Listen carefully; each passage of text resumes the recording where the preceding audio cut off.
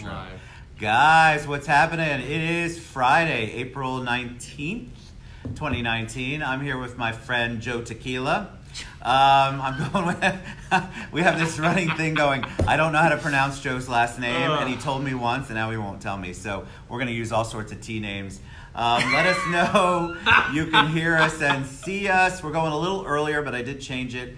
We're a little worried about the storms. There it is again, torturing me. Joe Tequila and Ted Show at 2 o'clock. So let us know. Give us a thumbs up and a heart. Thank you for being flexible with this storm. I'm a little worried about everybody's safety. Thanks to Todd Schroth really quick because he graciously rescheduled for next week. I think it's safer. I think everybody should be in just in case it's all media blitz. But give us a heart, thumbs up. Have you found the show yet? I can keep talking. Joe Tacky. I don't know. Joe. Takacs. Takacs. Oh, you're giving me a hard time. God dang it is Takacs, but thank you. Oh, okay, I did it. You know, I might actually change my name to Joe Tequila. Joe Tequila should be your name. It's got a good name to it. Listen, I like Joe Tequila. Let me see if I can find you here. Try to find me. Hey, Lori Rivera, happy Friday. Anyway, I'm very. Oh, and look who's coming in. Nami. The legendary Maggie. Happy Friday, Maggie. You're live. Say hi to everybody. I'm totally not giving him anything he didn't want. There it is. I love it. All right. So Yvonne Sandoval is on. Super happy to have Joe on. We had a really great show when we did the show with Sarah Geltz and all the guys and did the manicure movement show. Yes. Joe, I still have a little bit of blue left. Joe has a teeny bit. I have a smidgen. It's all right. I had to there. I actually, Kat Brower, God bless her, had to repaint my nail. I think Kelly Roth had to repaint my nail. It's a dude thing. I mean, I don't know what I'm supposed to do. I don't know how people do it. Well, sounds like you got a bunch of manicurists ready to rock for you. Yes, I wish they'd follow me around. So welcome to the show, buddy. I'm so excited to have you on. Thank you. Love the title of the show, Integrity, Passion, and Purpose. So here we are with Joe Tequila. And give us your origin story. Give us a little bit about you. Well, first off, thank you so much for having me on the show. And as much as I watch it, having the opportunity to come on and talk with you and your viewers about these topics is just an honor. Aww. So thank you so much. I really appreciate it. My honor. I'm happy to have you on here. You've got a great sense of humor and obviously passion. We've been laughing and talking about all things from Magic Kingdom to Epcot to the Mexican Pavilion. Yep. There's the Joe Tequila right there. So tell us a little bit about you. So actually born in Massachusetts and moved down here when I was very young. So I am pretty much an Orlando native. I worked, my biggest profession right before real estate was actually public supermarkets. So I was called him a CSTL, a customer service team leader. And I did not know that. Yeah, I love that company. They're incredible. And the big reason of why I left was just the whole attractiveness of entrepreneurship and creating your own schedule, doing everything like that. So how did you get into Publix? Like when you were younger, did you grow up around a lot of customer service, or how did you end up at Publix? So for me personally, people is just my passion, and between mission trips, growing up in church, and doing those types of things, and service, and giving back to the community in those types of ways, I thought what better than to directly serve the community, and that was really the reason why I got hired there. And I knew a gentleman that was working there, and God bless him because he got me hired for some reason. And you worked your way up. That's the great thing Worked about a my way company up. like that. I hear this about Publix all the time, that you can really work your way up. There is opportunity for growth from within, which a lot of companies promise that, but they don't deliver on it. And they deliver, and certainly love the company. I still shop there. My home store is in Oviedo, and There's nothing like Publix. My daughters both live out in Dallas, Fort Worth, and they have to deal with Kroger. Sorry, Kroger. Ooh. And they love Publix. They miss Publix so badly. Whenever we get pub subs, they can't even believe it. Of course, we torture them with it, pictures and how delicious it is. Absolutely. So what made you make the move? So you want an entrepreneur, but that everybody wants something, but they don't always make the leap. So really 3 things that impacted that was one, my dad's a broker in 35 different states, but for timeshare, not residential. So I've always kind of been in the mix of real estate, so to speak. I've got a really great friend of mine who is a builder, owner, developer, and he was telling me how much I would just crush it in the real estate industry, get on out there. And I was like, oh, I don't know if I should do it. And the final push was, the Lord telling me to jump and trust Him and, take those next steps. And I did. So now his name is Joe Testimony. I was going to do that or Testament. I wasn't sure what was good. I like the testimony. That's Testimony's good, Joe. Yeah. Testimony, because I still don't know how to pronounce your last name. It's terrible. All right, so you took the leap. Like a lot of people take the leap and either they haven't prepared for it. I'm a man of faith too, so of course don't do a lot of prayer, don't do a lot of thought. They just get exhausted by what they're doing and they go, all right, I'm just going to do it. And they do it for the wrong reasons. It may be the right thing to do, but they do it at the wrong time and for the wrong reasons. Certainly. How did you know that it was the right time? And what did you have to mentally prepare, physically, financially prepare in order to do it? Well, it's one of those things where it was kind of like the constant knocking that we always talk about is he's saying, hey, and, I just want to say for a second, thank you to my parents certainly made it feasible. The financial preparation for something like that, because you hear the same thing over and over for people who've been in the business for a while, is strap in for your first 12 months because financially it's not fun. And it wasn't. But it's not, right? But it was such a blessing because there's so many people that continue to support me, not just financially, but emotionally, and making sure that I can still pound the pavement and keep hitting the stone the same way to be able to build the success and the stepping stones to where I'm currently at. So it's been incredible. Hello, Miss Garcia Vasquez. Happy Friday. Kevin Eaton, Eaton's what's on. going on? Kevin, you still have your blue nail polish, Kevin? I'm on my third coat. I should be on my third coat. All right, but you jump from Publix that's customer. That's very internal. It's you don't have to be out in the community that much. You probably make friends, but when you get out into any entrepreneurial opportunity, real estate, for example, you have to have a database. Absolutely. So how did you develop that? How did you make that so it became, because that's really what we all want. We want our database to be our primary source of referrals. 100%. But when you're starting out, it's not as easy as you think it is. No, it's really not. And funny enough, probably one of the most challenging portions of getting started is you obviously make your phone calls and your mail outs to people that are in your database, letting them know that you're in real estate.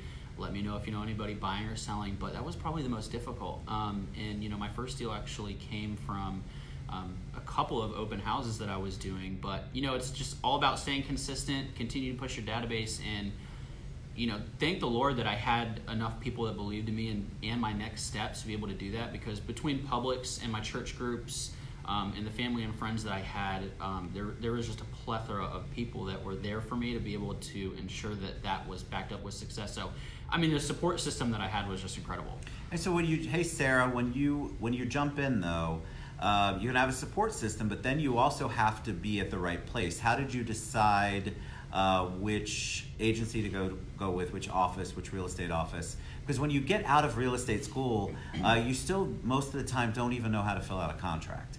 So you're learning a lot. So your mentorship and where you go really does determine how that first month, how that first year, a couple of years go. So what was your experience with that? Absolutely. Well, I actually followed statistics because the mass majority of people who get into real estate either know somebody that's in a specific brokerage, so they'll go and find information about Coldwell Banker or Century 21 or whoever. And I just so happened to be lifelong friends with Justin and Cheryl Core, and thank the Lord again. They're amazing people. Gosh, thank goodness. We love them both.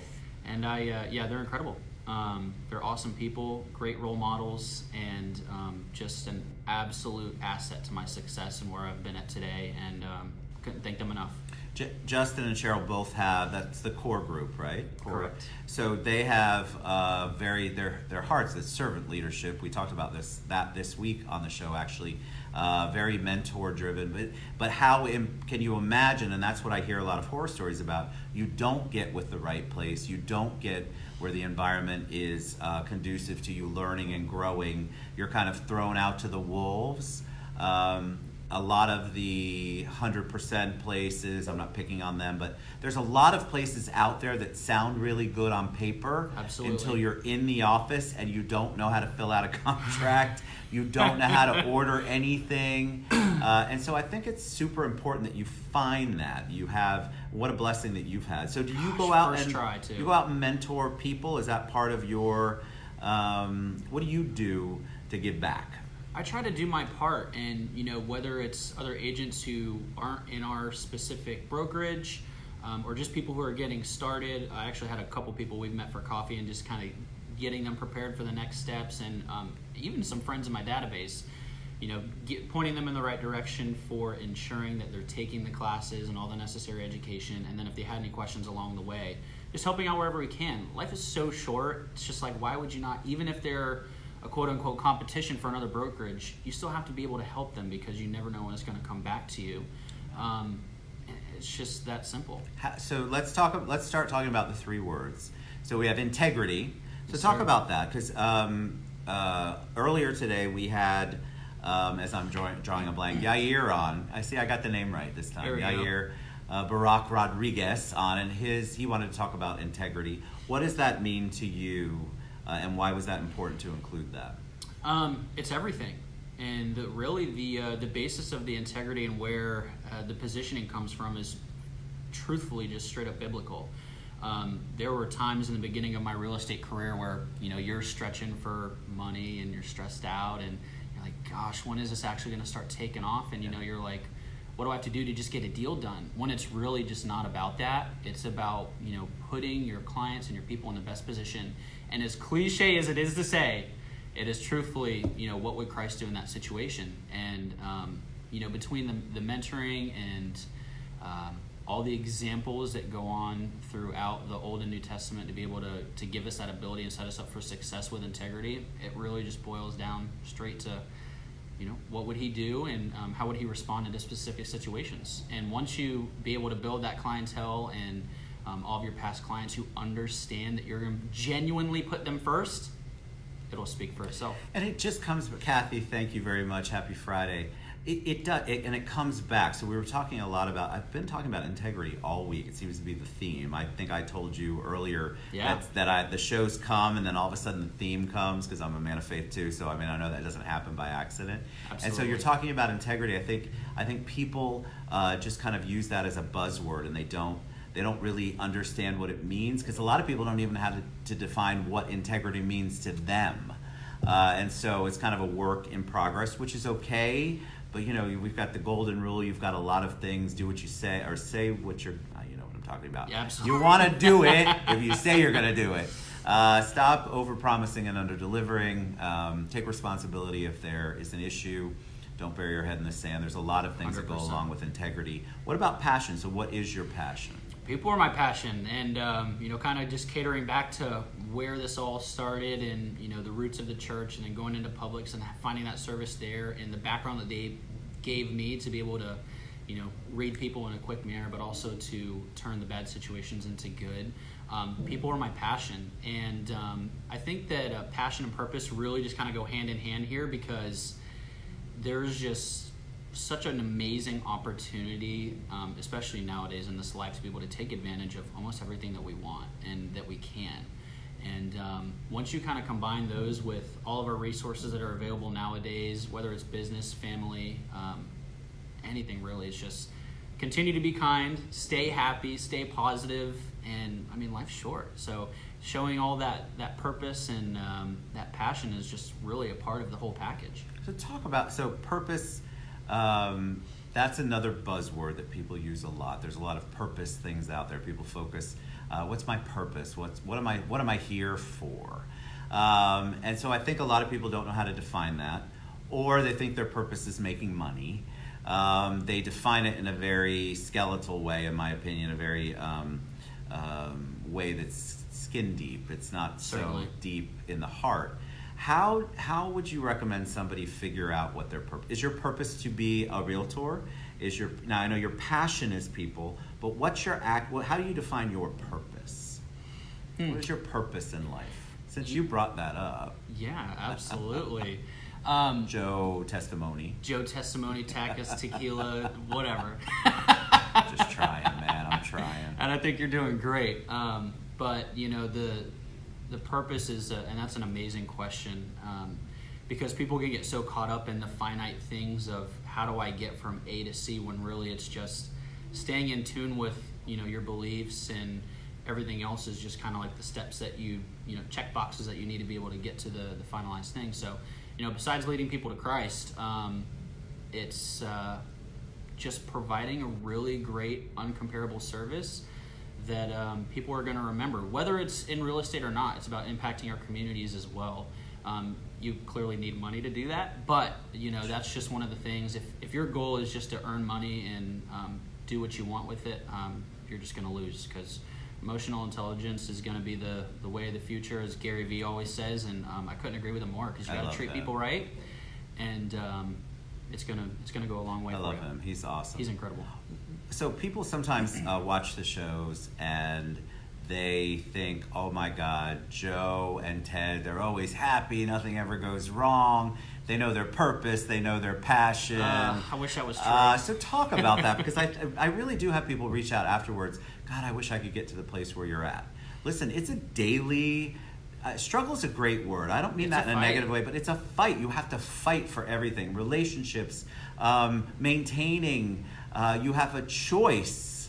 People don't like to hear that either. You have a choice to be joyful and really happy on a daily basis. It doesn't mean it's easy. So talk about some of the struggles that you have, and then how you deal with them. How do you overcome them? How do you address them so that they don't become the prominent part of your day? Well, again, thanks to my family, because they certainly get the brunt of it when I'm pretty pissed off and not having a good day. But it's no different than anybody else. Everybody's got the same issues at the end of the day, whether it's marriage, kids, maybe your friends are blowing you off. Everybody's got the same thing. I've got car problems that have been going on, and they've been driving me crazy, Ted. And just looking back and just taking a step back and saying, I still have a vehicle to get me from A to B and to get me on the show today. It's true. I know it's going to get figured out, and everything is going to be okay. So nobody said it was going to be easy. It certainly isn't, but I think you hit the nail on the head. It is a daily struggle and a grind, and you have to stay on top of it. Yeah. You do. And so, like he's talking about the car, so we all have had car issues. What happens is we let the little inconveniences become a big deal in our day. And I'm not saying that I don't get angry too. I get ticked off. I probably say words I shouldn't say. I get mad at people. I do. I get mad at people I shouldn't get mad at. And it's just human. Remember, we're human beings. The difference is, what do you do with that once you've had your temper tantrum and your meltdown? Once you've had your moment of negativity, your 10 minutes, your hour, whatever it is, what do you do next, and how do you handle it? And I think a lot of people, when they see us on the show and we're talking, oh my God, they're all zen, they saged everything, or they're praying, they've got it's amazing some of the comments that people say to me. It's not always like that. And so I don't want you all to beat yourselves up, because maybe it takes you 3 hours to get over your temper tantrum. You're working on it, so you only lost 3 hours instead of a 24-hour period. Absolutely. And I think people need to maybe focus a little more. And as you go, you're going to fine-tune it, right? You get 100%. More of the meditation. You get more of the prayer. You get whatever it is that brings you back to being appreciative, like Joe said, about his car. His car's inconvenient right now. It's a pain, but it got him here. It's going to get him around in the weekend. It doesn't mean that it's not a thorn in his side sometimes, Absolutely. Right? So what do you do to do that? Are you a prayer guy? I'm going to guess that. Meditation, church. What's your thing where you focus? You said you get up and you're great. You're a you're a grateful person. Absolutely. And I certainly pray. I actually meditate every single night before I go to bed. But I hate to say it, Ted, but I'm a venter, man. Are you a venter? Yeah, I gotta let things go. Know, right? I gotta let things go and just say what I gotta say sometimes, especially when it's almost like when people say they operate in threes. It's like bad thing before start, and sometimes it just seems super overwhelming, and you feel like there's nothing else you can do besides just like blow up. So my wife's like that. So Stacy will vent. Like but I'm a fixer, right? So when she Absolutely. says that, I want to fix it. Like I want to interrupt her and go, okay, well we can do this, we can do that. But that's not what they need. See, I'm learning, honey. What you need is to be able to actually do the venting. You need to get it out get it out get it out of your system, and then that's when you can take your deep breath. I think the venting's good. Absolutely. I love to do it. And that's good. And who do you do it with? Like, are these friends, family, church members? Yeah, family. Is there nobody who's off limits? My girlfriend is certainly she's off limits, but she listens to the tail end of the vast majority of my complaints a lot. But yeah, family and friends, really just like kind of my very close sphere. But yeah, that's really what it is. So what do you think? Give us a little bit, because we're all in real estate, and a lot of people who tune in are wondering what the market's doing. And what is your feeling about the market? Is it as the sky is falling, Chicken Little, that the media portrays, or do you feel like there's movement and progress and growth? Not in my opinion. The statistics, especially from the first quarter, show that things are still steady. Although homes on the market, as compared to January and February of last year, are on a little bit longer. Buyer pool is still steady. Listings are, still a little bit lackluster, so to speak, but things are still good. If anything, prices are just starting to level out a bit, and they're not so much going crazy and getting to the point where it's just like, why would you even have that list price on that home? But yeah, market's still level. Everything's looking good in my opinion, and I think it's going to be solid through 2019. We just had the interest rates on mortgage go down 2 weeks ago. I was just going to say, listen, I'm in the mortgage world. I know y'all don't believe it, but I am. So the interest rates are still historically low. Historic. It's just you have to stop listening. That's the other thing. One of the things that I do, and I would encourage you to do, really pay attention to where you get your news from. Really pay attention to where you get your information from, because if it's always negative, I would say turn the channel. Get away from that page you read. Stop getting notifications from XYZ publication, because if it's always negative, if you don't think that impacts your day in the way that you think, you are definitely missing out. Get away from it. The world is not falling apart. We're in a good place. The economy is good. It's strong. I feel like we really are making some progress, and that has nothing to do with politics, because this show is not about politics. It's just a statement of what we're seeing. Absolutely. When the house sales are good, the world just needs martinis. Yes, Rick. When the house sales are good, when you see the prices leveling out, when you see the interest rates, when housing's in a good place, not in the crazy pre-2008 place, but a true good place, a steady good place, things are going well. That's a great indicator of it. So stop believing that you can't afford a home. Stop believing that you can't get out of your job situation. There are many things that you can do, and it's not as scary a world out there as the news outlets portray it. It is really not, and that's talk about a great way to tie into kind of like our purpose here. It's taking advantage of what we have, especially today, because things are good. And even when they get bad, Ted, as you know, the bad is just for a small period of time. Agreed. And then we just get right back up to the good. And even though it is over long periods of time, where it's not going to take long to get out. I don't know if you're definitely probably not old enough, but prior to 2000, when 2008 hit, late 2007, 2008, I don't know anyone who wasn't impacted. And it took some longer than others. Some are just coming out of it now, but they're coming out. We're still, people are thriving.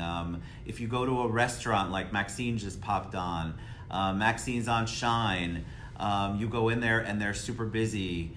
These are positive things that are going on in the community. So if you look for the negative, guess what you're going to find? The negative. If you look for the positive, you're going to find the positive, and that's what I would encourage people to do. Try to focus on the positive. Is it going to be perfect every day? Absolutely not. But if your goal is to try to be positive, to focus on the positive every day, you're going to be able to find your purpose, and you're going to be able to figure out what it is that you're supposed to be doing instead of suffering in whatever crazy world that you've allowed to be created around you. Absolutely. People don't like to take responsibility for it, but I'm encouraging you, if you're in it, most of you can get out of it. You just have to make a choice. 100%. I read and it was great timing on this quote, but it was actually from Conor McGregor, surprisingly. I think he's just kind of a little wild, but from like a sports person perspective, and talk about how much passion that guy has. Goodness, I mean, he's drowning in it. But he said, "I never lose. I either win or I learn." Right. And what a great way to be able to look at the quote unquote bad things that are going on in your life. They're just lessons, and a way to build your character. Big lessons. Look, Absolutely. guys, we're not minimizing anything. We know you're going through things like. I had somebody reach out once when I said this once, going through cancer. I get it. It is a challenge. But my daughter, who's an oncology nurse, will tell you the people who come into chemo super positive are a lot different and have a better quality of life than the ones that come in who are super negative. And I think that's with anything that you're going through. We've got choices. Does it suck what you're going through sometimes? Absolutely. But you can go through it with some your head held high and try to do the best that you can being positive, or you can just let it sink you. And that's the part I don't want you to do. I don't want you to let it sink you. All right, so enough of me pontificating. We're going to share all of Joe Tequila, Joe Testimony, Joe Takacs. We're going to share all of his contact information, how you can reach out to him. He's obviously an open book, and the great thing about Joe is he was mentored. And so if you need help, I don't care who you are and what industry you are, he's the type you could reach out to. Call me. Call him.